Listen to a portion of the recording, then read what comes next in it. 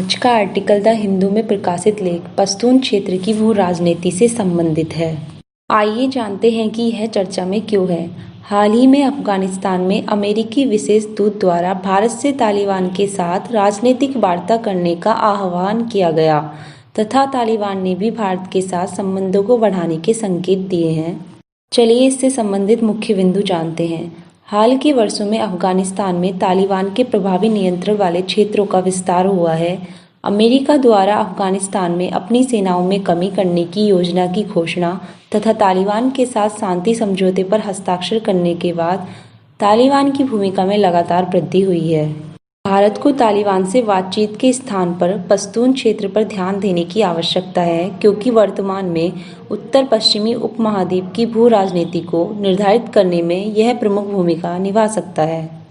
आइए भारत की भूमिका के बारे में जानते हैं। तालिबान के साथ भारत के जुड़ाव के संबंध में दो स्पष्ट विचारधाराएं देखने को मिल रही हैं।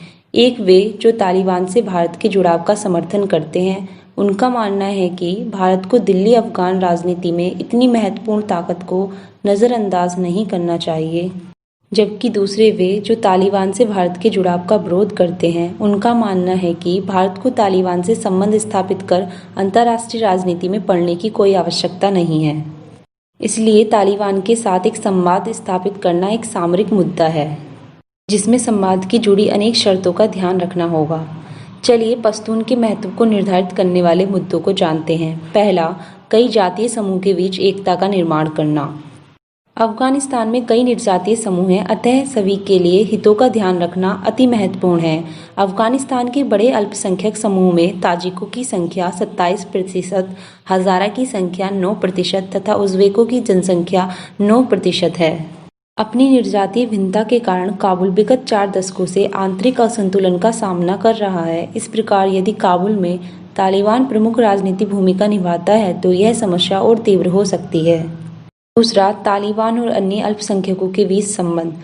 वर्ष 1990 के दशक के पश्तून स्वायत्त क्षेत्र के गठन की मांग के दौरान तालिबान एक प्रमुख शक्ति था, जिसने क्षेत्र के अन्य अल्पसंख्यक समुदायों का बहुत अधिक दमन किया। पश्तून क्षेत्र में तालिबान अभी तक अन्य अल्पसंख्यकों का विश्वास नहीं जीत पाया है। तीसरा, अफगानिस्तान में पाकिस्तान की भूमिका। पाकिस्तान की महत्वाकांक्षा के कारण अफगानिस्तान में आंतरिक संतुलन बनाने में बाधा आती है। पाकिस्तान ब्रिटिश राज के समान अफगानिस्तान पर प्रभुत्व स्थापित करना चाहता है, लेकिन वर्तमान में पाकिस्तानी सेना के लिए अफगानिस्तान में प्रभुत्व स्थापित करना आसान कार्य नहीं रहा है। आइए अब पाकिस्तान में पश्तून अल्पसंख्यकों की स्थिति के बारे में जानते हैं। पश्तून की आबादी अफगानिस्तान में लगभग 15 मिलियन और पाकिस्तान में 35 मिलियन होने का अनुमान है। पाकिस्तान में पश्तून अलगाववादी आंदोलन लंबे समय तक प्रमुख शक्ति के रूप में प्रभावी रहा है तथा पाकिस्तान में पश्तून का मुद्दा फिर से एक अलग रूप में सामने आ सकता है। पाकिस्तान को इस बात का डर है कि तालिबान पश्तून राष्ट्रवाद को बढ़ावा दे सकता है तथा इससे उसके हित प्रभावित हो सकते हैं।